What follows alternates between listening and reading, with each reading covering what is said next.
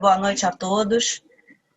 Inicialmente eu quero vou agradecer na pessoa da Jéssica, representando toda a equipe, todas as instituições que montaram essa maravilhosa iniciativa, né? É muito bacana porque a programação é interessante, é focada, ao mesmo tempo aberta, no sentido em que várias ideias vão ser debatidas. E para mim, pessoalmente, o Valongo tem todo um carinho, né? Tive o prazer de fazer parte dessa experiência de fazer o dossiê, né? Fiz parte do grupo que foi coordenado pelo Milton Guran, também com a Mônica Lima e com José Pessoa, e nós 4 tivemos o prazer de nosso trabalho, né, ser coroado com o título da Unesco. Então, o Valongo, além de ter todo um lado meu profissional, trabalhando em FAM há 37 anos, então todo o lado de preservação, também tive o prazer de participar dessa oportunidade única, né, de ver o Valongo se alçar do patrimônio da humanidade. Então, Jéssica, eu quero agradecer a você, a pessoa, né, a partir de você, a todo o resto. Assim, agradecer a presença, né? São 172 participantes, então, muito obrigada, né, pela né, uma prestígio tanto, e o prestígio de estar abrindo esse evento, né? O Valongo Cais das Ideias, então vamos tentar. Veja bem, eu vou tentar, eu tenho 2 momentos, né? Eu tenho o dia de hoje e o dia de sexta-feira. Então, eu fiz uma grande divisão para a gente ter a ideia do que é arqueologia e depois entrar pesado na questão do Valongo em si, né? Como é que foi, como é que não foi, como é que ele está sendo trabalhado, etc. Então, Valongo Cais de Ideias, Cais de Ancestralidades, né? O nome já é uma coisa extremamente interessante. Olha, eu fiquei extremamente feliz, acho que não é esse o melhor adjetivo, quando eu vi o nome do módulo. Matar o pássaro de ontem com a pedra de hoje. Isso é absolutamente arqueologia, né? Você hoje está vendo para trás, né? O passado não volta, né? Você tem que trabalhar ele com a tua visão de hoje. E achei muito interessante, né? E a Jéssica agora explicando de onde veio essa frase, mais interessante ainda. E aí, no tom dessa frase, eu botei o meu tema de apresentação, arqueologia como pedra de toque para o não esquecimento do Cais do Valongo. Porque esse é o grande mote, né? A gente não pode deixar que ele seja esquecido, e a arqueologia não deixou que ele fosse apresentado, né? Então, é por aí. Então, vamos lá, vamos começar do início. Essa imagem está mostrando mais ou menos o que eu vou falar hoje, tá? O que é arqueologia? Arqueologia é ciência? Binômio da arqueologia é patrimônio cultural, o fazer arqueologia é necessária legislação e, sobretudo, uma questão que eu acho que a gente tem que, ao final, conseguir pensar. Sem legislação, o sítio arqueológico Cais do Valongo não seria o que é hoje, tá? Que é essa questão da patrimonialização, da preservação como um todo. Mas vamos começar do início. Eu sempre começo dizendo que não é arqueologia, né? Que a gente ainda perde muito para a desinformação. Essa falta de conhecimento do que é arqueologia faz com que a gente não consiga perceber o que a gente entende errado, introjeta e faz com que seja verdade. Então, a gente escuta desde sempre que o índio é burro, que o índio é incapaz, que o índio é preguiçoso, e que, obviamente, eles não têm nenhuma capacidade de fazer os artefatos arqueológicos que os arqueólogos desenterram. Então, a primeira coisa que a gente tem é esse preconceito monumental com nossos grupos indígenas. Outros chegam a ser engraçados, né? Tem uma colega que diz que os arqueólogos roubaram o objeto de pesquisa dos paleontólogos. Porque o fóssil, o nome é muito mais ligado à paleontologia. E o arqueólogo escava fósseis. Então, isso também é um grande equívoco. O pior é o arqueólogo escava dinossauros. Quem escava dinossauro é o paleontólogo. E a gente vai criando e aprendendo essas coisas lá atrás. Dinossauros com os humanos são distância de milhões de anos. Nós nunca convivemos. Mas a gente vê na televisão uma opção de coisa. Não sei se vocês vão lembrar, na minha época tinha a família dinossauro, que a família dinossauro tinha humanos de animal de estimação.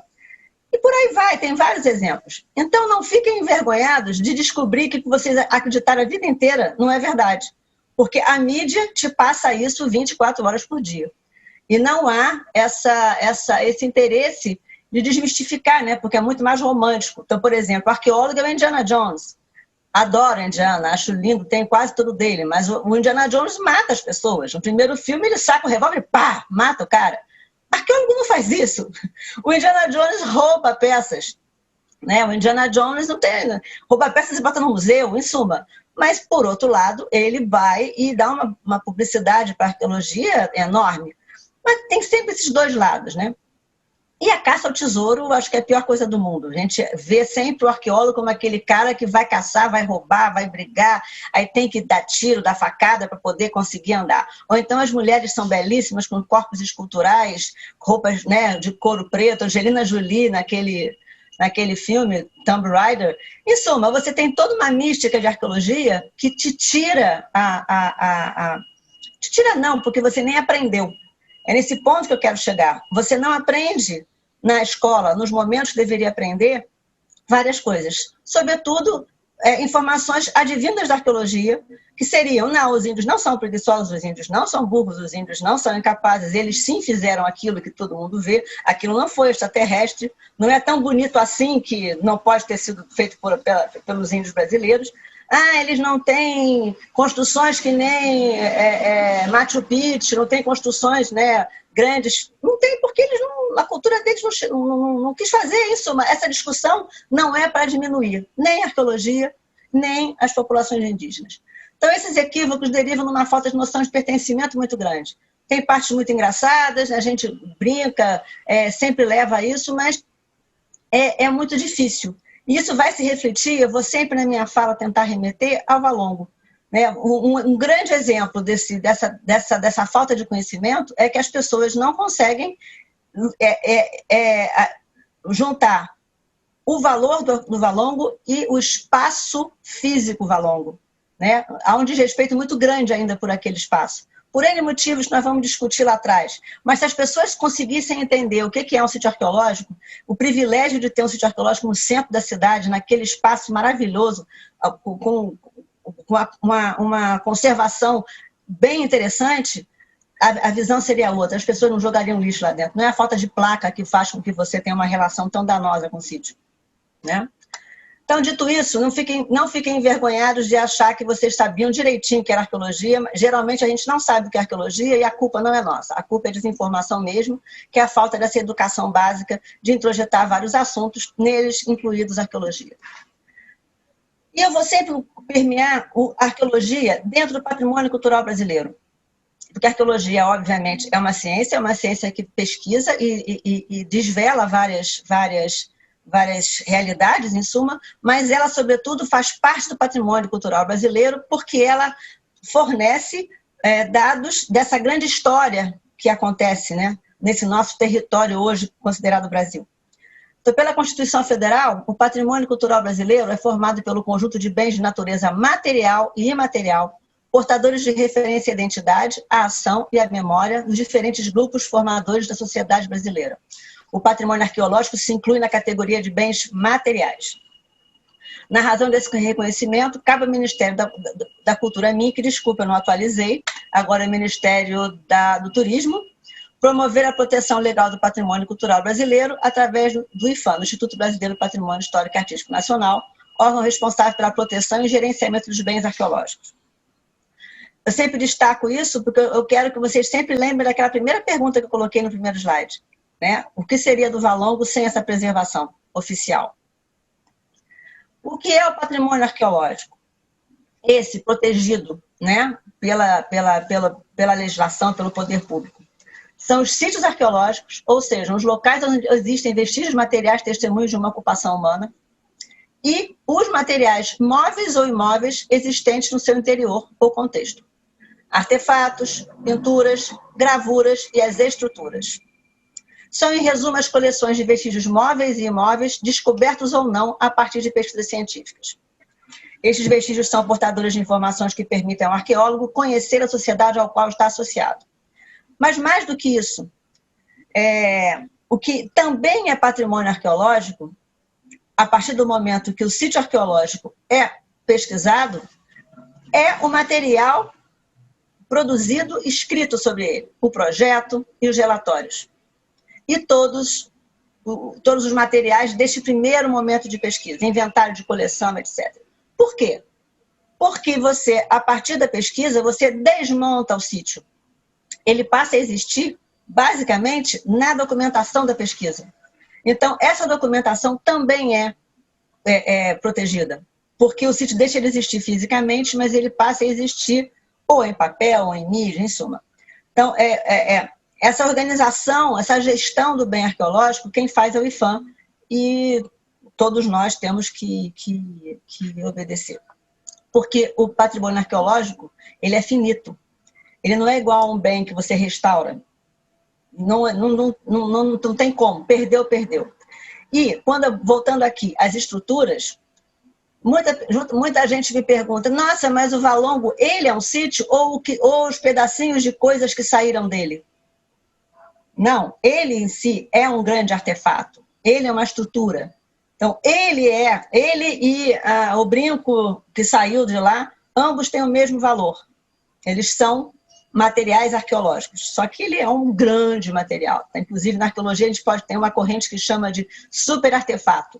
Não questão de ser super-herói, não, super do tamanho. Tá? A gente pode definir arqueologia por vários autores diferentes. Tá? Tem várias definições. Eu, particularmente, gosto muito da definição que o Funari dá, que é um pesquisador da Unicamp, brasileiro. É de 88, mas não importa. Ele acho que até hoje ela é bastante interessante. E sempre lembrando que eu estou sempre colocando a minha fala sempre para deixar a gente, quando chegar para avaliar e pensar Valongo, tá com essa cama, né, pronta.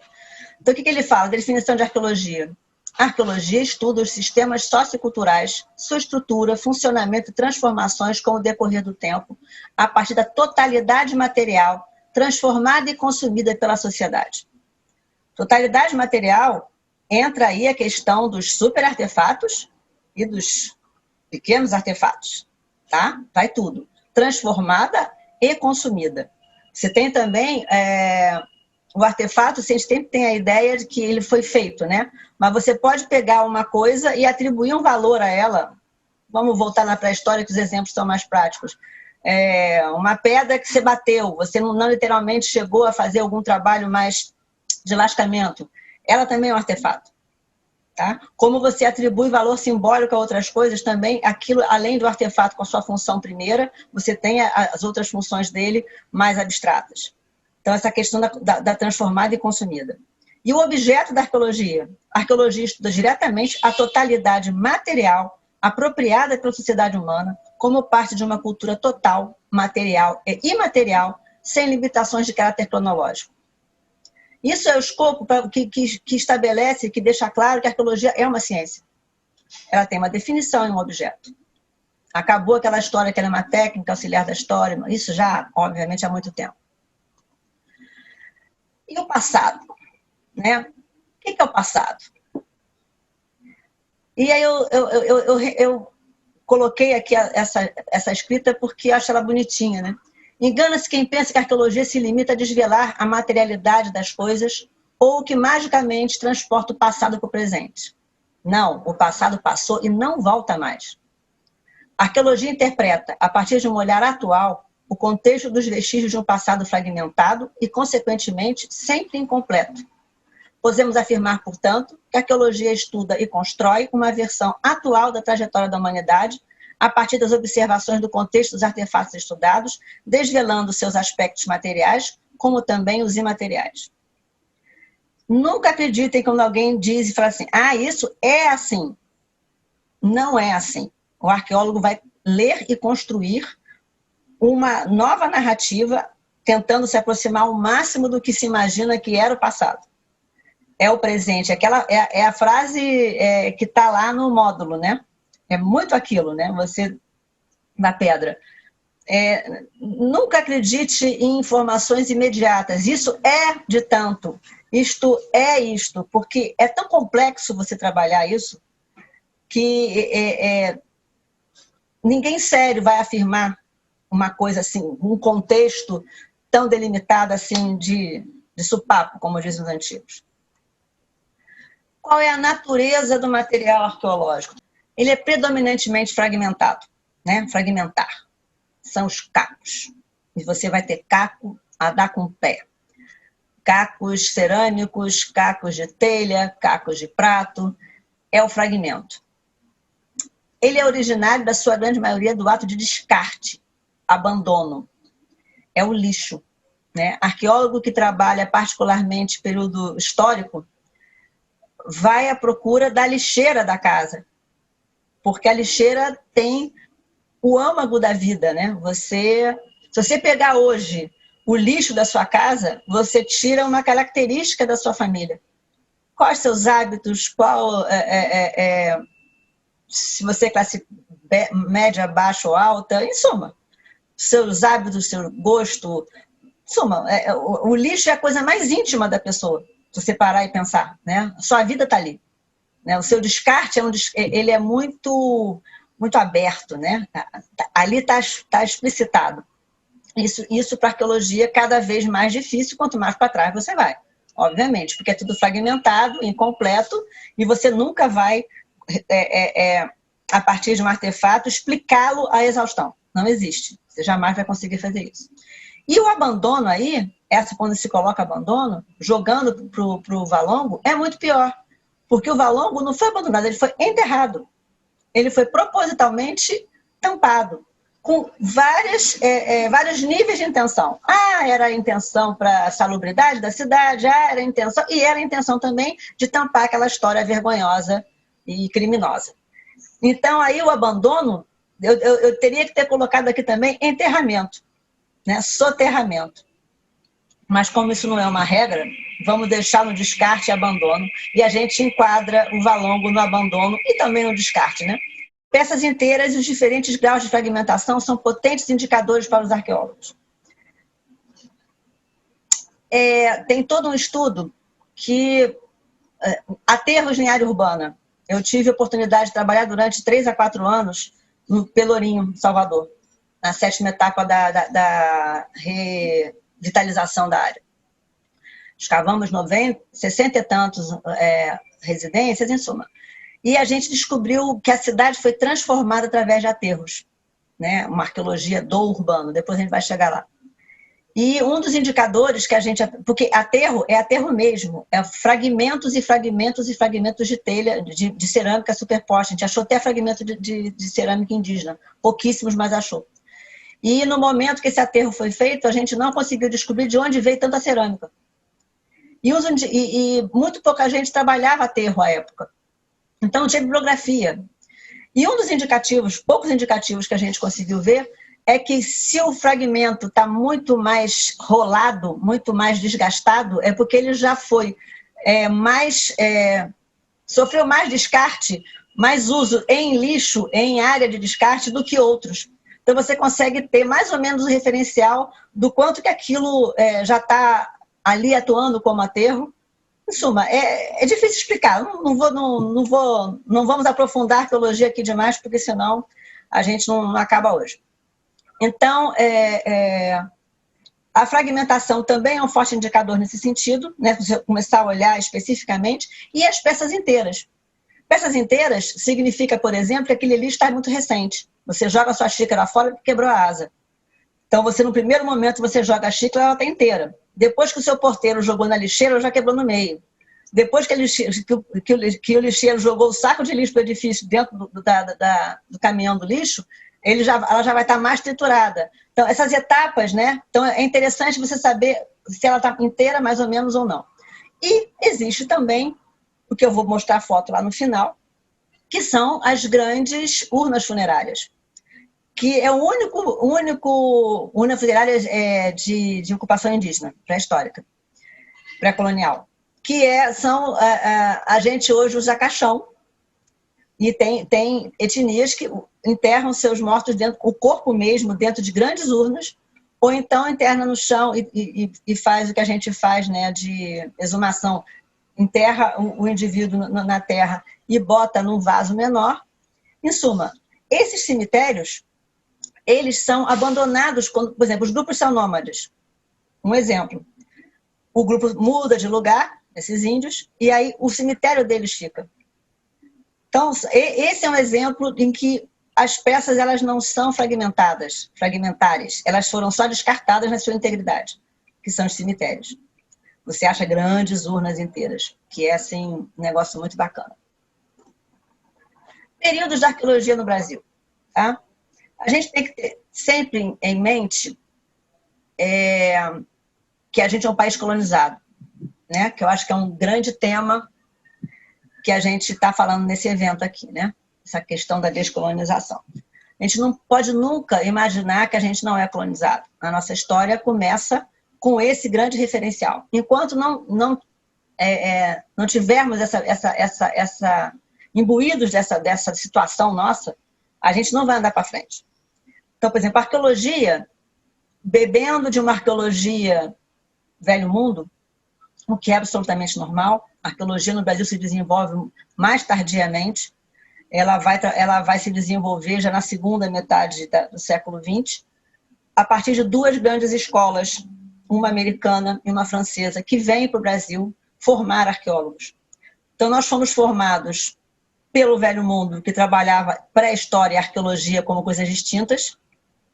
A arqueologia não era ciência, ela era uma coisa auxiliar da história. Então, o arqueólogo fornecia dados para alimentar a pré-história, que era dos historiadores. E a América, que de colonizado virou colonizador, por motivos óbvios, também não vamos discutir aqui. Então, a gente trabalhou com arqueologia pré-histórica e histórica durante muito tempo. Mas aí a própria disciplina da arqueologia no Brasil, o campo da arqueologia foi evoluindo, no sentido de ter muito mais gente formada, vários cursos de graduação e pós-graduação, anos, né? Foi na trajetória. E hoje a gente tem, hoje já há alguns anos, algumas décadas, trabalha com arqueologia pré-colonial e arqueologia histórica. Porque o marco, tudo bem, temos que arrumar um marco para administrar essa história e conseguir trabalhar. Então, o marco é o famoso 1500, também não entrando na discussão se alguém chegou antes ou não foi. Então, é o pré-colonial e o histórico. Tá? Nesse sentido, começa a se explicar coisas que não eram muito explicadas. Era muito difícil, a não ser um pesquisador com muito aprofundamento, explicar, por exemplo, que hoje você tem índios na pré-história vivendo na Amazônia. Então, como é que é isso? Né? Em suma, só uma coisa para a gente pensar. Então, hoje a gente trabalha com arqueologia pré-colonial e arqueologia histórica. Então, obviamente que esses dois períodos existem limites, definições e práticas distintas. Né? Você, para abordar um sítio pré-colonial, você viu que até eu mesmo no vice falei pré-história o tempo todo, um sítio pré-colonial, você não tem dúvida que ele é sítio arqueológico, por exemplo. Um sítio histórico, você tem dúvida se ele é arqueológico ou não. Quando é que ele vira arqueológico? Quando não tem gente morando? Pela antiguidade? Como é que é isso? Isso vai ser respondido pelo arqueólogo através da pesquisa que ele vai desenvolver, a partir dos aportes teórico-metodológicos que ele adota, e ele vai apresentar ao IPHAN, que é quem aceita o cadastro do sítio, justificativa para dizer que aquele bem histórico é um bem arqueológico. Porque quando você diz isso, ele passa a ser um bem protegido por uma lei federal. Se atribui um valor. Então, também não vou entrar nessa discussão. O Valongo não tem discussão, ele é um sítio arqueológico. Tá? Por vários motivos. Por ter antiguidade, pela história. Então, a arqueologia no período histórico pode ser dividida em arqueologia de restauração, arqueologia urbana, arqueologia da arquitetura.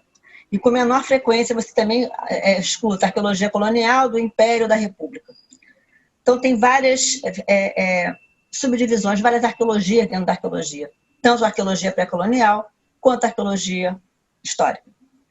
Eu vou sempre puxar a sardinha para a arqueologia histórica. Hoje eu vou falar um pouco mais de arqueologia pré-colonial, vou mostrar algumas imagens, mas eu vou tentar marcar sempre mais a arqueologia histórica, porque eu quero levar todo mundo afunilando, levar para a gente entender o Valongo. Tá? Arqueologia histórica. Então, temos a arqueologia da restauração, arqueologia urbana, arqueologia da arquitetura E também a gente bebe muito dessa questão que a arqueologia histórica está ligada à história. Porque tem toda uma outra discussão, que a arqueologia pré-colonial está ligada à antropologia. Isso é uma besteira, uma bobagem, mas isso existe, né? Então, eu sempre coloco o item História da Arquitetura e História do Urbanismo, porque a arqueologia histórica vai entrar para colaborar nessa seara aí dos historiadores. A arqueologia de restauração, ela começa lá atrás, inclusive era um termo bem, não digo pejorativo, que é exagero, mas não era uma coisa bem vista. Por quê? Porque, na grande maioria das vezes, essa arqueologia histórica era feita dentro de restaurações, mas o objetivo não era ajudar na restauração, ser mais uma fonte de informação para a restauração. E sim, talvez, cumprir uma obrigação legal, sem muito foco, sem muito... Então, era uma coisa que sempre tinha muito embate, né? Você tem uma geração de arqueólogos aí que odeia arquiteto e a recíproca é verdadeira. Teve que acontecer toda uma reconstrução de como essa relação se dá para que efetivamente esse trabalho aconteça com uma colaboração, né? Interdisciplinar, madura e producente. E a arqueologia da restauração hoje, ela é muito pelo contrário, é mais uma ferramenta de conhecimento da edificação. E vocês têm que entender, por exemplo, você vai trabalhar numa restauração de uma igreja do jesuíta lá iniciozinho da colonização, 1500 e antes de 1600, que não tem documento. Não tem documento, você tem o edifício. Então, é o que eu costumo falar, trabalhei em várias, meu mestrado e meu doutorado foram em cima de igrejas jesuíticas, e que foi muito interessante, porque você começa a entender como você tem que agir num lugar que você mesmo, arqueólogo, não tem uma prévia para trabalhar. Você não tem um levantamento histórico, porque não tem a documentação de como aquele prédio foi executado, por que ele foi executado, qual o significado dele na paisagem, qual o significado dele para a população em volta. Em suma, toda essa parte, não só material, como imaterial, ideológica, e por aí vai. Então, a arqueologia da restauração, já de uns 20 anos para cá, ela é focada em ser mais uma fonte de dados para a restauração. E eu costumo dizer que, nesse sentido, quem faz prospecções, tanto na parede quanto no chão, são os que a gente chama de peão, né? São os serventes, em suma. E o olhar do arqueólogo, do arquiteto, do restaurador, do conservador, do engenheiro, é na mesma prospecção. Cada um tem o seu olhar. Isso se soma, que é diferente da prática da arqueologia pré-histórica. Me lembro a primeira igreja que eu fui escavar na vida, trabalhei a vida inteira com arqueologia pré-colonial. Comecei na minha arqueologia histórica, era assim um pátio interno da igreja, aí eu quadriculei o campo todo, 2x2, cordinha, estaquinha, como a gente faz, né? E a primeira estrutura que eu evidencio era uma fundação com 2 metros de largura. Acabou meu quadriculamento. E aí você para e fala, meu Deus, o que eu vou fazer com isso? Aí o seu referencial muda completamente. O quadriculamento continua, só que você está trabalhando, não é mais com a pontinha de flecha, com uma xicrinha, você está trabalhando com uma estrutura arquitetônica, que no final tinha 3 metros de profundidade e 2 de largura. E isso é arqueologia. E aquela estrutura é um vestígio arqueológico. E ela conta a história do prédio, por aí vai. Então, a arqueologia de restauração, ela cresce muito e hoje é uma grande colaboração. A arqueologia urbana, que é uma arqueologia que trabalha o urbano, no sentido de como a cidade se colocou, tá? Mas também tem a arqueologia que trabalha o ponto dentro do urbano, que é uma discussão que nós vamos trabalhar depois. E a arqueologia da arquitetura, que é literalmente trabalhar como as edificações foram, a trajetória, e como isso se coloca dentro da trajetória social, ideológica, cultural de um dado grupo.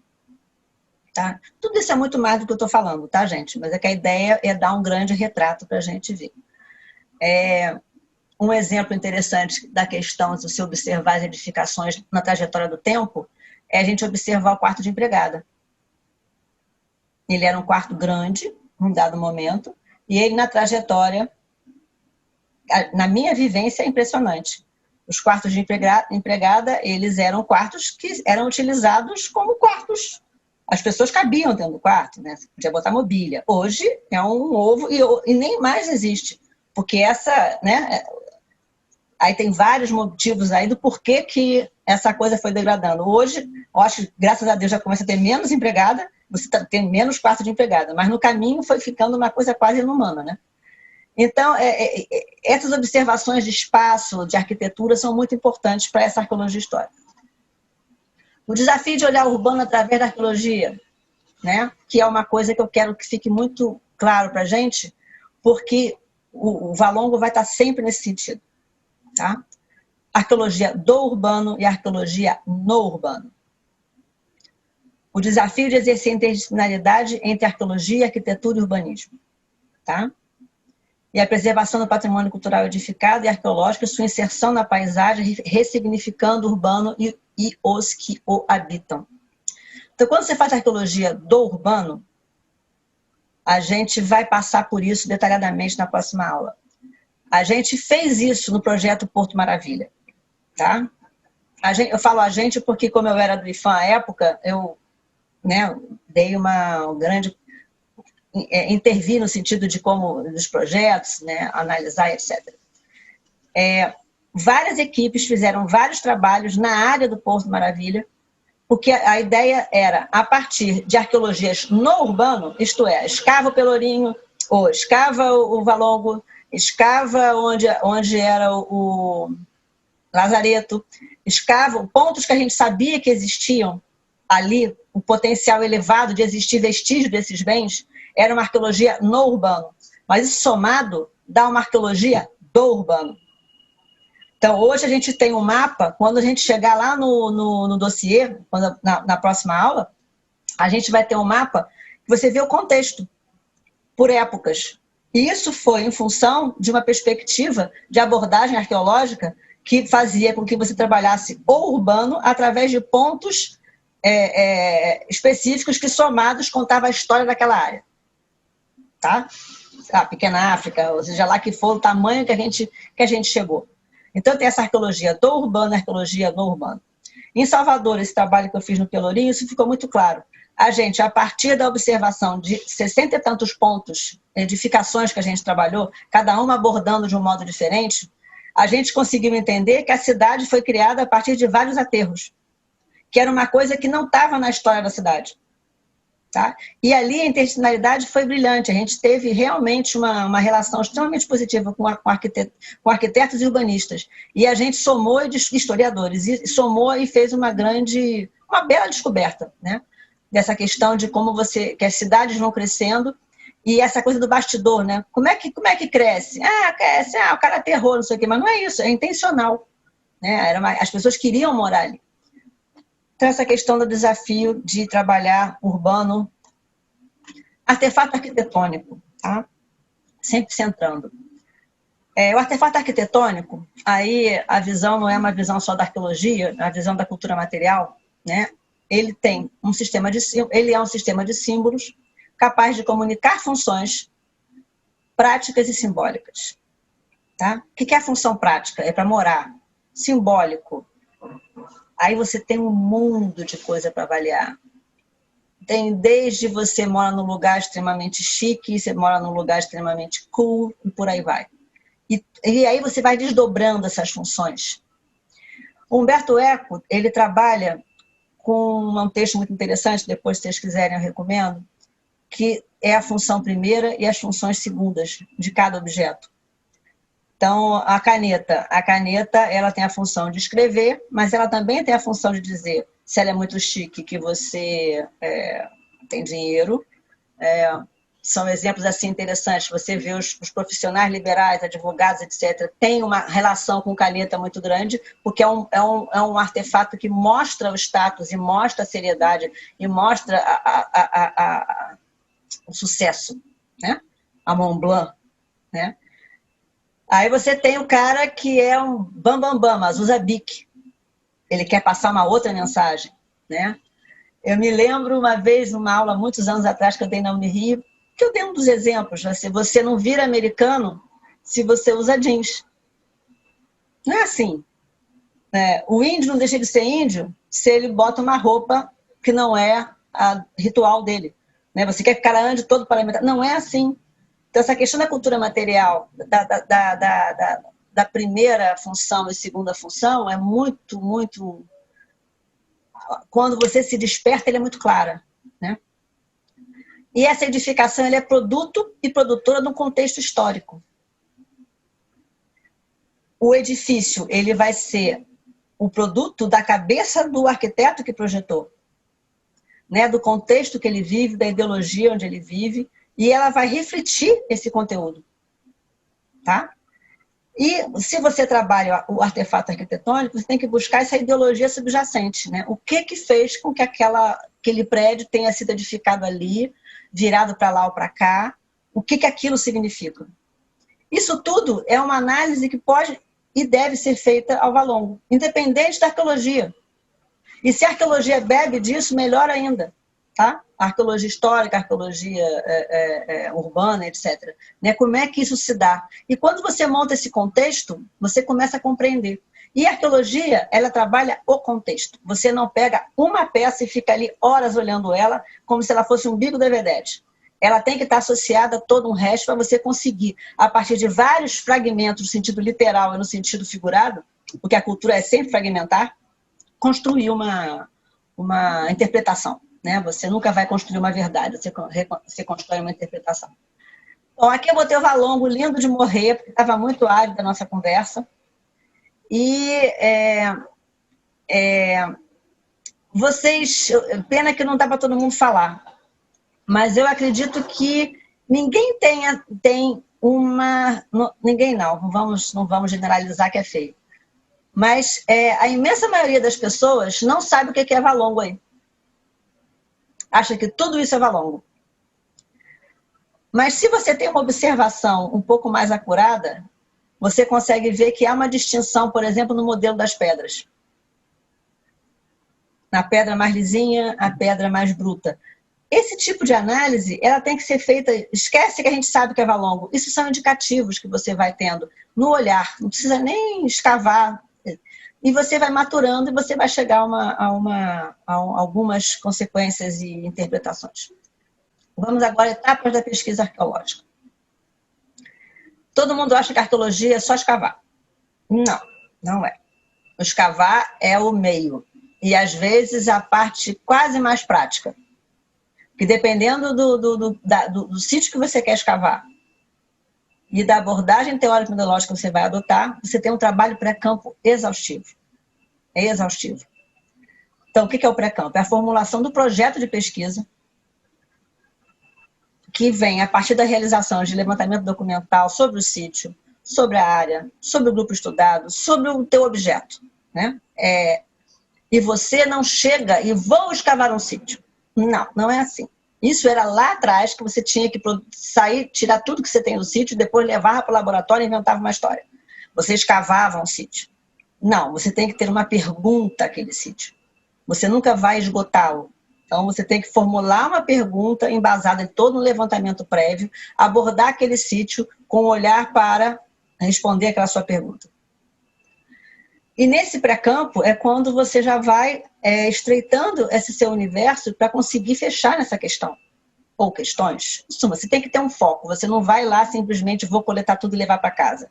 Não é chapeuzinho vermelho que sai com a cestinha, pega uma opção de coisa e carrega. Né? Isso é uma visão também romântica, né? O campo é maravilhoso, é um calor desgraçado, é uma poeira danada, é um sofrimento. Essa coisa do campo, só nós arqueólogos adoramos o campo. É quando o arqueólogo formula as questões e estabelece as bases teóricas e metodológicas para respondê-las. É fundamental a assessoria de profissionais ligados à área de conservação e restauro de materiais móveis. Isso aqui é bem maçantezinho, mas não é isso. O que eu quero deixar claro é que a gente tem, na realidade, uma mística, né, que o arqueólogo aprende na faculdade como faz isso e vai para campo. Não é assim. Se você não faz esse projeto bem feito, esse projeto simplesmente não vai derivar em nada. Você vai catar uma opção de coisa e levar embora. E, sobretudo, você tem que fazer isso porque lembrando que você está mexendo com o bem da União, que é um bem de todos. O sítio não é seu. A sua produção de conhecimento não é sua. Você pode fazer N teses, mas o acervo que você coletou está lá público. Qualquer um vai pegar a sua coleção e vai reanalisar sob outra ótica. E aí a importância desse projeto prevê o registro. Porque, como eu falei, o sítio vai acabar, ou parte do sítio vai acabar. O que vai sobrar é você ter feito o registro exatamente onde estava cada peça. Você vai ter esse sítio tridimensional no laboratório, ele não vai parte dele ou ele... É muito difícil escavar um sítio inteiro, mas essa parte não vai existir mais. E o pesquisador que quiser continuar o seu sítio, por algum motivo, ele vai beber da sua produção. Então, você tem que produzir nas bases científicas do campo da arqueologia. E isso também é fiscalizado e acompanhado pelo IPHAN. O IPHAN, já estou me adiantando, ele recebe esse projeto, analisa frente a todas as portarias e a legislação existente e autoriza ou não você mexer no bem da União. Não é qualquer um. Claro que tem os criminosos que fazem, aí é caso de polícia. Então, essa questão do pré-campo vai refletir em toda a gestão do sítio. Porque se você começa o pré-campo fraco, você vai encontrar surpresa no caminho e geralmente você não sabe o que fazer e o sítio é prejudicado ou é destruído, peça que não merecia. Em suma, você tem que ter esse projeto muito bem embasado para que a produção de conhecimento seja feita dentro dos conformes da ciência e que para a gestão do patrimônio cultural seja confortável, né? Seja dentro das normas. Parte de campo. De posse do projeto, o arqueólogo vai para campo e inicia escavações quando evidencia os vestígios materiais das culturas que está estudando, das culturas do ano. É nesse momento que começa a se formar a coleção. Portanto, nesse momento se iniciam os procedimentos mínimos de limpeza, identificação, classificação, conservação, embalagem provisória, dentre outros, inclusive a questão de segurança. Isso é absolutamente fundamental, isso existe, é uma estrutura monumental. Então, quando você tem, por exemplo, um sítio em área urbana, a questão de segurança é enorme, porque tem o quê? A mística de que arqueólogo acha, por exemplo, em período histórico, dente de ouro. Já tive isso várias vezes. As pessoas invadem para tirar dente de ouro dos esqueletos, gente. Ou então moedas de ouro. E é raríssimo você achar moeda de ouro. Dente de ouro, mais raro ainda. Em suma, a segurança...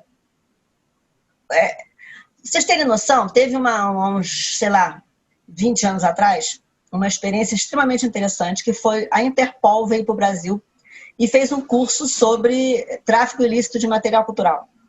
E o IPHAN foi convidado a participar e a não só assistir, como participar. E foi na Polícia Federal. E fiquei pasma. A segunda maior categoria de bem cultural traficado no mundo é o bem arqueológico. O primeiro é o bem arte sacra, né? Em suma, a gente está no fim do mundo. E eles falando que a quantidade de urnas Marajoara, ou urnas, né, da bacia amazônica, Marajoara, etc., que está mundo afora, é enorme. E todas, a imensa maioria é irregular. E realmente, você viajando, você vai aos museus, uma coisa que você sempre vê é a urna Marajoara. Por quê? Porque você tem uma fronteira gigantesca que não há como você fazer isso. Isso é tudo de barco, a floresta amazônica, sítios maravilhosos, monumentais. E é aquela situação que eu estava falando. A imensa maioria dessas urnas, elas são de cemitérios que foram abandonados. Então, elas estão inteiras. Eu tive uma oportunidade também aqui na região dos Lagos, em Araruama, que tinha uma pessoa que conseguiu fazer parte da pesquisa arqueológica em desenvolvimento, era um ajudante, aprendeu a detectar as urnas em areia, porque tem uma etnia que enterrava as urnas em terrenos arenosos.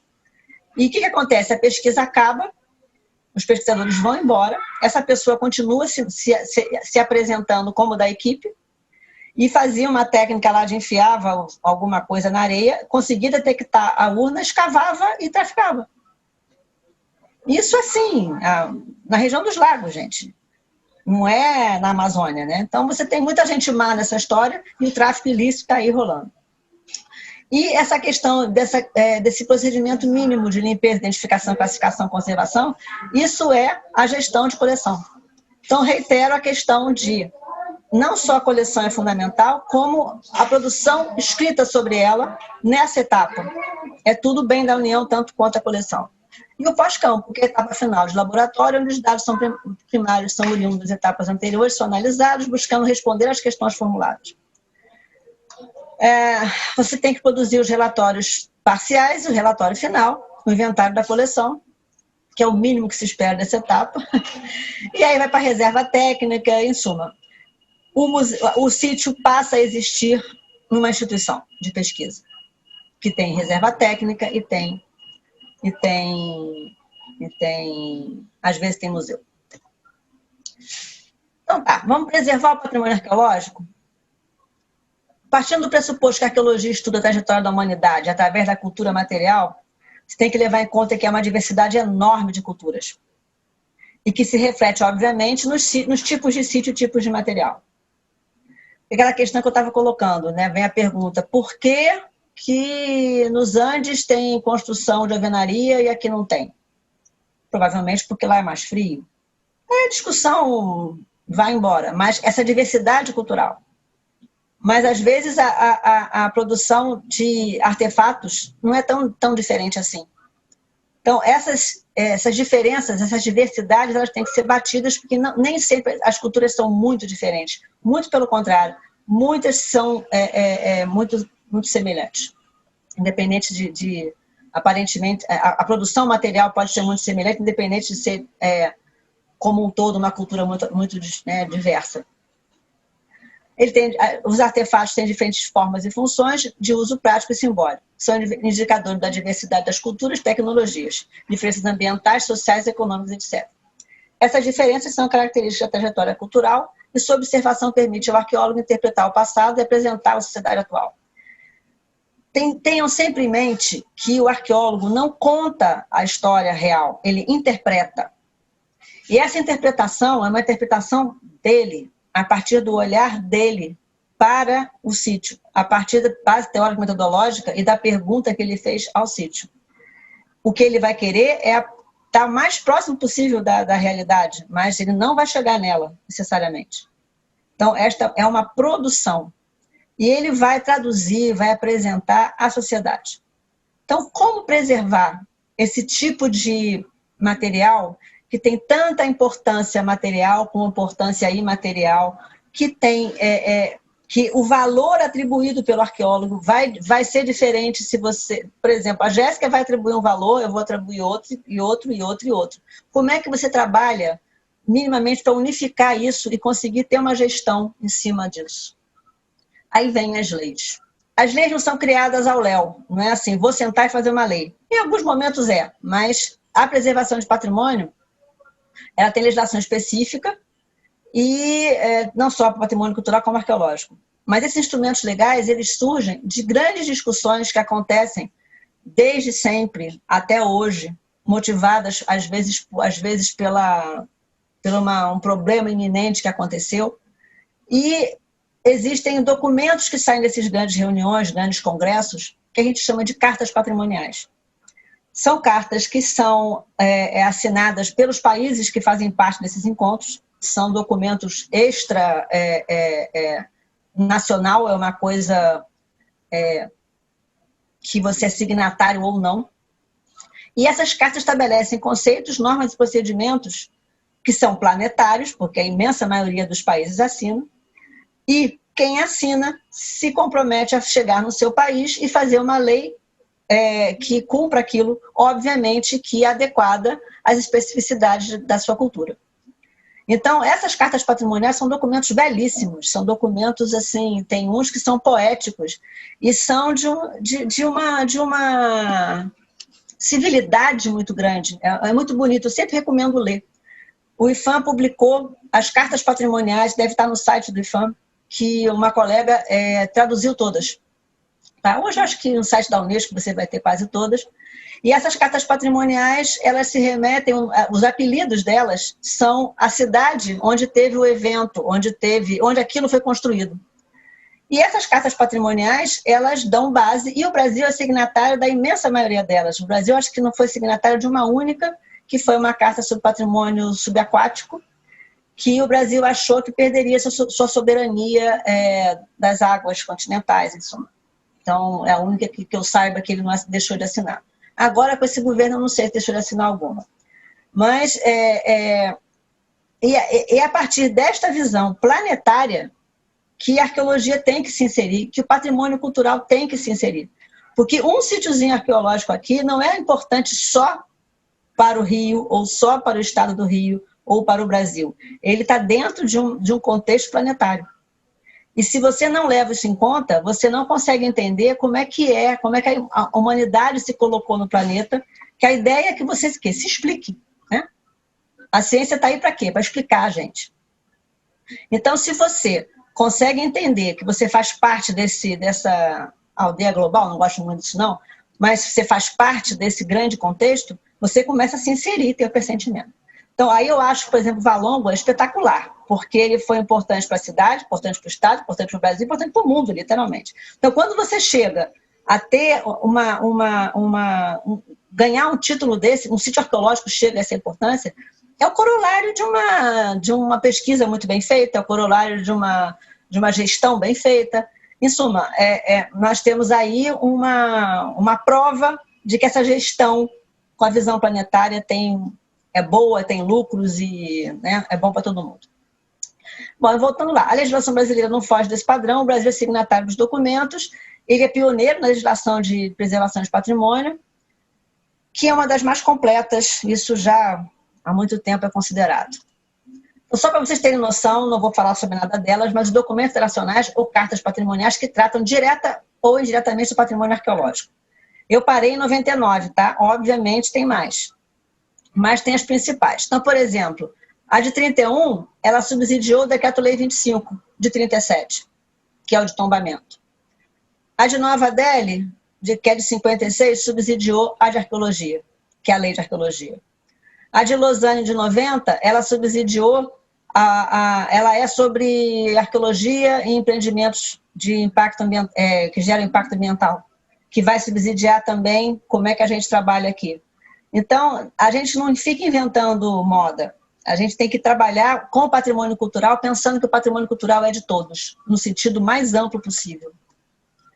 Então, nós temos o Decreto-Lei 25, que é a primeira lei que preserva patrimônio arqueológico, que é de 37, que diz que a arqueologia é patrimônio cultural, né? Que constitui patrimônio histórico e artístico nacional, o conjunto de bens móveis e imóveis existentes no país e cuja conservação seja de interesse público, quer por sua vinculação a fatos memoráveis da história do Brasil, quer excepcional valor arqueológico ou etnográfico, bibliográfico ou artístico. Então, neste momento, a gente tem uma primeira preocupação protegida, escrita, né? Porque já vinha toda uma preocupação anterior, né? Vários intelectuais se mobilizando, e aí é o tombamento. O que o tombamento faz? O tombamento, ele, sendo muito resumido, ele imobiliza o bem. Né? Ele imobiliza porque aquele bem representa alguma coisa. Então é importante que aquele edifício ele fique naquela forma, porque ele retrata um dado momento que tem que ser preservado para não ser esquecido. Seja não esquecer o bem, ou seja, não esquecer o mal feito. Né? Valongo não é tombado federal. Valongo é protegido pela Lei de Arqueologia. Mas ele foi tombado pela lei estadual. Né? Então, acredito que a imobilidade dele também esteja, de algum modo, eu não li esse tombamento, perdoa, estou falando de orelhada. Então, você tem de 37 a 61, que é quando tem a Lei de Arqueologia, esta ferramenta para trabalhar os sítios arqueológicos brasileiros, né? Preservar os sítios arqueológicos brasileiros. Nesse momento, você não tem quase arqueologia sendo executada, você não tem quase sítio arqueológico reconhecido. Então, isso é uma ferramenta que, bem ou mal, conseguiu gerir. Você não tinha grandes empreendimentos, grandes planos do governo para desenvolvimentistas e por aí vai. A coisa vai piorando quando chega a década de 50, você tem um boom. Estou passando muito rápido aí nessa coisa. Decreto-Lei 25, ele estabelece 4 livros de tombo. Eu acho bem interessante. Tem o livro de tombo arqueológico, etnográfico e paisagístico, tem o de tombo histórico, o tombo de belas artes e artes aplicadas. Então, todos os bens culturais brasileiros são, até hoje, enquadrados nesses livros. Tá? E eu chamo a atenção que você tem uma arqueologia como uma coisa normal, eu costumo dizer. No Brasil ainda não é normal ser arqueólogo, fazer arqueologia ainda não é normal. O patrimônio arqueológico ainda não é uma coisa que você tem que ficar fazendo programas e programas e programas de educação patrimonial para brigar, né, contra a desinformação. E isso vinha bem, obrigada, até um dado momento. Chegou um momento aí de ruptura, que eu atribuo à ditadura militar, mas depois a gente entra nisso. Então, você tem o Decreto-Lei 25 que vai preservando. Só que ele cria um dilema, que é conservar contra pesquisar. Porque o sítio arqueológico, ele só existe para ser pesquisado. Ele não existe por outra coisa. A não ser que você esteja pensando, sei lá, no Coliseu, que não está enterrado, mas ele tem que ser pesquisado, né? Tem que desatrelar também a questão da arqueologia ter que sempre desenterrar coisas. Não, quando você chega na arqueologia do período histórico, você não necessariamente desenterra coisas, né? E cada vez mais você faz uma arqueologia não interventiva, para preservar o que está enterrado, passando radar de solo, etc. e tal. Por isso essa pesquisa prévia é muito importante. E aí essa questão de conservar e pesquisar começou a pesar muito, porque se você tomba um sítio arqueológico, no sentido literal, você não pode permitir que ele seja modificado, então você não pesquisa. E a função do sítio arqueológico é produzir conhecimento. É preservar para produzir conhecimento, não preservar para congelar, vamos dizer assim. Esse é o primeiro e único momento da legislação de preservação de patrimônio cultural atribuído ao IPHAN que ele preserva para fazer ciência. Porque, claro que você pode fazer um processo de tombamento e fazer uma porção de coisa, pode até fazer ciência, mas você não precisa fazer. Agora, a lei de arqueologia preserva para fazer ciência. Então, preserva a materialidade, sim, mas para que essa materialidade seja afetada do modo correto. Você só pode intervir no sítio arqueológico com uma perspectiva científica. Você não pode fazer nenhuma outra coisa. Você vai causar dano, mas é um dano em prol da ciência. Então não é dano, é produção de conhecimento. Por isso a importância do projeto. Por isso que o IPHAN vai analisar cada projeto. Porque o Estado está autorizando a um pesquisador, a uma pessoa, que é o coordenador, a mexer no bem da União e danificá-lo se não fizer direito. Então esse acompanhamento é muito rígido. E aí vem essa lei, a lei de 61, que dispõe sobre os monumentos arqueológicos e pré-históricos, chamando a atenção disso lá no início, que momento que você trabalhava com arqueologia e pré-história. Porque em 61 a arqueologia brasileira não era ainda uma ciência, era uma coisa muito incipiente, mas já tinha muita gente. E no final da década de 50, houve uma destruição enorme do sambaquis. Eu vou mostrar as fotos do que é o sambaqui para vocês daqui a pouco. E a destruição do patrimônio foi enorme, porque a jazida é um sítio arqueológico de conchas, tá? Depois eu explico melhor, e viraram jazidas de extração de cal. Aí começa a construção de estradas, começa um processo desenvolvimentista, e os sambaquis no sul do país são montanhas de dezenas de metros de altura, são acidentes geográficos, são morros, e começaram a ser muito destruídos. Os arqueólogos que lá trabalhavam, os poucos arqueólogos começaram a se movimentar, grandes expoentes da época, intelectuais da época, pesquisadores do Museu Nacional e do Museu Paulista, Paulo Duarte e o Luiz de Castro Faria, se juntam com outros pesquisadores e escrevem a lei. Essa lei ela vai tentar parar, estancar essa destruição. Aí coloca que os monumentos arqueológicos da história de todo o país e os elementos que neles se encontram ficam sob a guarda e proteção do poder público, de acordo com o estabelecido no artigo tal da Constituição, e qualquer ato que importe na destruição ou mutilação do monumento que se refere desta lei será considerado químico como patrimônio nacional e como tal punível de acordo com dispositivos penais. E aí a lei desenvolve todo um processo que cai hoje, né, ela está vigente até hoje, que o projeto arqueológico tem que ter isso, aquilo outro, para poder mexer no sítio arqueológico. E chegamos em 88, entra na Constituição que sítio arqueológico é bem da União, que muda completamente de figura. Você tem reitera mais ainda. Né? Conjuntos urbanos, aí são patrimônio cultural brasileiro, os conjuntos urbanos e sítios de valor histórico, paisagístico, artístico, arqueológico, paleontológico, ecológico e científico. Então a gestão fica muito mais fácil com ferramentas legais, em todos os sentidos. Isso faz com que as pesquisas fiquem muito mais as exigências estão mais claras. E a produção de conhecimento não impede de ter a abordagem científica e a abordagem de gestão. Tá? Você tem aqueles binômios que eu falei lá no início, lá no primeiro slide. Pesquisar e preservar, conservar e gerir, é assim que tem que funcionar. O pesquisar e preservar, você tem que pensar que a sua pesquisa vai produzir conhecimento que vai, inclusive, pensando em como preservar aquele dado. Seja fazendo uma escavação de qualidade, seja trabalhando o que restou do sítio preservado. E a conservação é a atividade prática desta preservação. É você fazer contenção de solo, se é um sítio histórico, é você saber fechar, deixar marcadinho, é você fazer com que aquela materialidade se perpetue no tempo.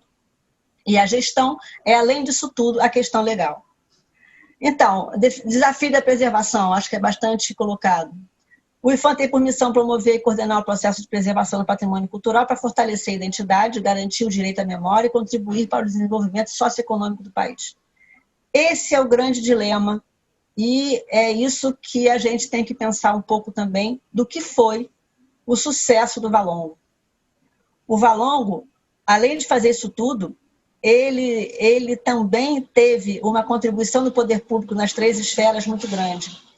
O Valongo, eu acho que foi o primeiro sítio que o poder público valorizou no sentido de não ter muita discussão. Abriram mão de várias coisas, abriram mão de uma rua. Eu nunca tinha visto isso. Alguém querer que um sítio arqueológico ficasse daquele tamanho, exposto na cidade, aceitar, né? Claro que não foi fácil, claro que foi uma discussão enorme, mas nós temos hoje um exemplo de um momento de clarividência, num momento de gestão compartilhada, né, ali no sentido de prefeitura e união, único, ímpar. Né? Se teve briga, se não teve briga, isso eu acho que já não é nem mais a questão aqui. O que de fato aconteceu é que houve uma conjuntura que isso se colocou. O foco na identificação e caracterização do patrimônio cultural acautelado na área da atividade ou empreendimento, isso eu deixei aí, parece desfocado, mas não é. Vocês têm que lembrar, não sei se todos sabem, mas o processo de desvelamento do Valongo foi em função de acautelar uma área que ia ter atividade ou empreendimento, que foi o Porto Maravilha. Ninguém descobriu o Valongo porque queria. Foi motivado por um empreendimento que ia fazer toda uma intervenção na cidade. E aí, áreas de elevadíssimo potencial arqueológico e cultural estavam na área. E aí, todos os órgãos que fazem a gestão de patrimônio cultural interviram. E lembrando sempre que o bem cultural, seja arqueológico ou não, é de natureza finita e não renovável. Eu sempre coloco, sendo arqueológico ou não, porque ali tem várias camadas, né? No Valongo são várias camadas, ele é um bem histórico, ele é um bem arquitetônico, ele é um bem arqueológico, e vários outros, né? Um significado religioso e por aí vai. Então, essa natureza continua finito, se acabar aquilo ali, vai acabar todo o significado daquilo. Eu sempre gosto de mostrar o que é sítio pré-colonial, que a gente, até para desmistificar, e a gente vai encerrar hoje essa fase mais genérica de arqueologia e preservação, em suma. Então, sítios arqueológicos pré-coloniais. Acho que vocês estão vendo a setinha. Essa calota piquititinha aqui, bem próxima ao nome Sambaqui, é uma ocupação humana, tá? São os grupos que vivem no litoral e num dado momento em que o clima estava muito mais quente, tinha muito mais molusco, então eles se alimentavam, eram caçadores-coletores, pelo menos eu posso estar falando algumas besteiras, porque tem muitas correntes que se colocam, mas ali não é um lugar que eles moravam, o Sambaqui é mais um lugar que eles enterravam e provavelmente coletavam moluscos e outras coisas. Mas, em suma, eu quero chamar a atenção pela concentração de concha. Tudo isso que vocês estão vendo é concha. Esse quadradinho amarelinho pardo é um detalhe, é só concha. O recheio dele é um pouco sedimento e muito vestígio alimentar. Aí tinha toda uma visão que o Sambaqui era que as pessoas comiam sobretudo concha, mas não é bem assim. Se você parar e pensar, um fêmur de um macaco produz X quilos de carne. Então, um artefato que está ali dentro, um vestígio que está ali dentro, significa uma quantidade enorme de comida. Um mundo de conchinha significa uma quantidade menor de comida. Então se relativiza isso e não quer dizer que eles só comessem concha. Mas o que eu quero deixar claro é que esse grupo, ele constrói. O sambaqui não é simplesmente um monte de concha aleatório. Ele é construído intencionalmente. Ele é um artefato arquitetônico. Tá? As pesquisas mostram isso. E são grupos que vivem no litoral, ocupam quase o litoral inteiro do Brasil. Tem muito. É a destruição desse tipo de sítio que faz com que a lei seja motivada. Aqui são painéis de gravação. Esse é um painel Pedra do Ingá, na Paraíba, que é tombado pelo IFAM, que é deslumbrante, que você tem a representação de milho, que é uma coisa muito interessante. Ele é polido. Gravuras, né? Esses são sítios que a gente diz que são sítios que eles são bens imóveis, né? Você, para preservar, ele vai ficar ali. Essa Pedra do Ingá, ela era aqui mostra. Faziam tiro ao alvo nela. Vandalismo puro. E como é que você conserva isso? Geralmente está dentro de propriedade privada e por aí vai. Essa é a famosíssima pintura em Serranópolis, que é o tipo de gravura que sofre vários danos. E aí eu gosto sempre de mostrar como o índio brasileiro é tão interessante quanto qualquer população antiga do Velho Mundo, que são pinturas rupestres em central da Bahia que mostram o solstício. Olha que interessante. Dá para vocês verem? O sol bate exatamente dentro do desenho do sol, no solstício de verão, eu acho. Sítios históricos, bonitos, arrumadinhos, São Miguel das Missões, que são as missões jesuíticas no sul. Você vai ter trabalhos em pedras espetaculares, que são trabalhos feitos não só pelos religiosos presentes, como também pelos indígenas. Há um mix né, ambos começam a interagir, a arte dos dois, né, se mistura. E aí começa a ter as coisinhas que todo mundo diz que quem fez foram os ETs, que quem fez foram, né, que os arqueólogos inventaram, porque são muito, muito bonitos e os índios nossos não teriam capacidade de fazer isso. Que são particularmente, isso aqui é de Sambaqui, que são a representação zoomorfa, né, de animais em pedra polida, um trabalho espetacular. Aqui pedras lascadas espetaculares, quartzo, que é uma coisa bem difícil de lascar, outros tipos de materiais, aqui também é polido, e o famoso Muiraquitã. Muiraquitã é uma coisa extremamente interessante. Muiraquitã vem do pré-colonial, lá, sei lá de quando, e ele até hoje mantém um valor muito grande. Ainda é uma coisa, como direi, me fugiu a palavra agora, de muita... E fugiu. As pessoas ainda querem muito, com o mesmo valor que tinha desde lá atrás. Me fugiu a palavra, já era. Inclusive roubam. Né? Houve um dos poucos Muiraquitãs que foi emprestado uma vez, não me lembro, para uma instituição no Nordeste, foi roubado. E muito provavelmente foi roubado para uso próprio. Porque é um talismã, é uma coisa nesse sentido. Tá? Muiraquitã. E reza a lenda, eu não sei porque há algum tempo eu não estou acompanhando projetos e relatórios a miúde, que não tinham sido encontrados em contexto arqueológico, sempre encontrado ou com alguém, ou andando fortuitamente, não se acha em contexto arqueológico. Aqui são objetos de cerâmica, desde o forma mais simples, a tangas, marajoara e por aí vai, coisas espetaculares. Eu mostro porque isso é feito pelas populações que aqui viviam e vivem, né? Vários continuam aí, e sim, é nosso índio.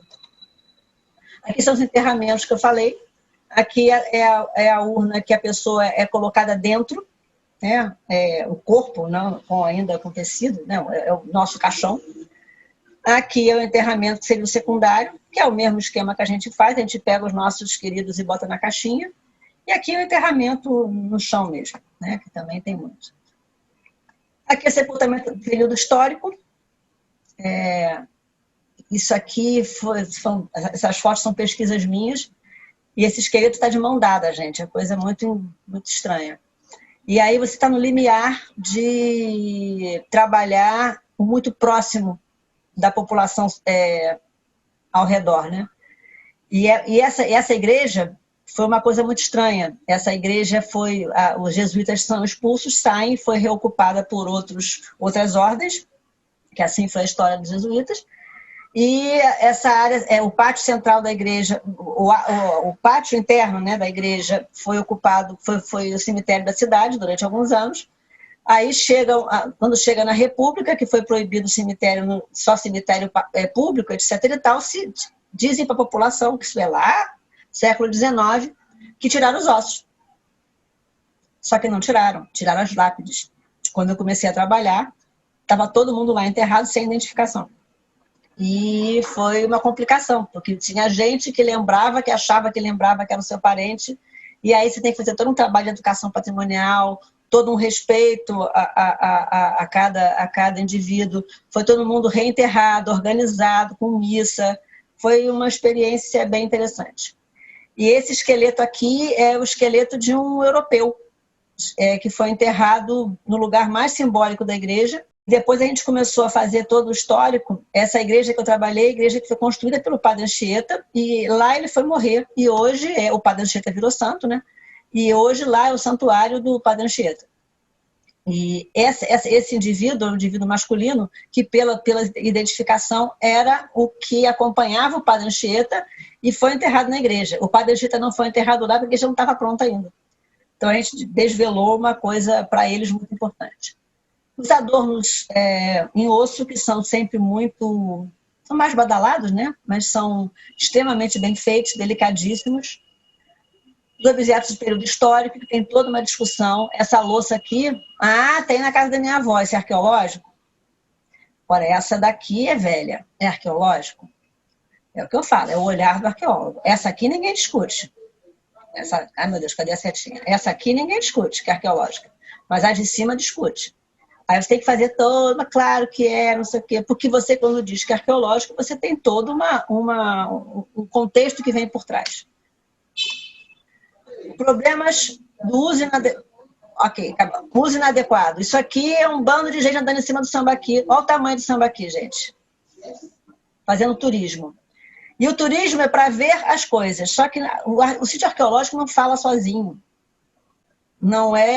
Ele não se autoexplica. Os caras vão andar em cima de uma duna não, isso aqui é o sambaqui, para olhar conchas. Não se explica. E aqui são a destruição com o carro, etc. e tal. Essa coisa é o sambaqui mais famoso, ele tinha 30 metros de altura e ele foi completamente desbastado. Ele é o exemplo da legislação de Santa Catarina, é gigantesco. Tá vendo? Cada camadinha preta aqui que vocês veem na foto é uma camada de ocupação. Olha como é. E eles fazem por trás. Você passa na estrada, a parte de fora do morrinho está perfeita. Você anda atrás, vê os buracos. Giz em cima de pintura. Isso aqui se fazia cientificamente. Você botava em cima giz para destacar. E descobriu-se depois, com o tempo, que o giz gera uma reação que a pedra se desgasta. E a solução é a educação patrimonial. Eu queria meio que terminar aqui, porque eu acho que esse projeto de educação patrimonial, não podemos esquecer que o que nós estamos fazendo hoje é educação patrimonial, né? Eu acho que é a grande solução. Porque ou você explica o que é patrimônio cultural, o que é patrimônio arqueológico, com as ferramentas da arqueologia, bebendo da educação. O arqueólogo não é educador, o arqueólogo tem que ter um educador com você. E lembrando que todos nós somos educadores. Eu educo vocês, vocês nos educam. A relação interpessoal, nós estamos nos educando 24 horas por dia. Mas não pode ser essa educação, tem que ser uma educação focada, feita pelo profissional. Não pode ser essa educação empírica que a gente funciona. Mas ela também funciona. Então tem que tomar cuidado com o que a gente fala, como a gente age, e trabalhar uma educação formal, bonita, bacana, de educação patrimonial. Aqui, por exemplo, é uma experiência que a gente fez em Lourenço dos Índios, em Niterói, uma igrejinha, que a gente faz um sítio, explica como se escava, mas tomando sempre o cuidado para o cara não achar que ele pode chegar a escavar um sítio de verdade, porque isso é uma faca de dois gumes.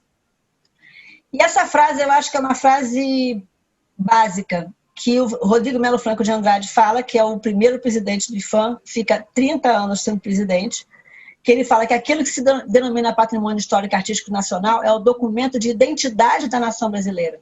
A subsistência desse patrimônio é comprovada, melhor que qualquer outra coisa, nosso direito de propriedade sobre o território que habitamos. Então, são vários conceitos aí, super modernos, que o cara fala lá em 37, né?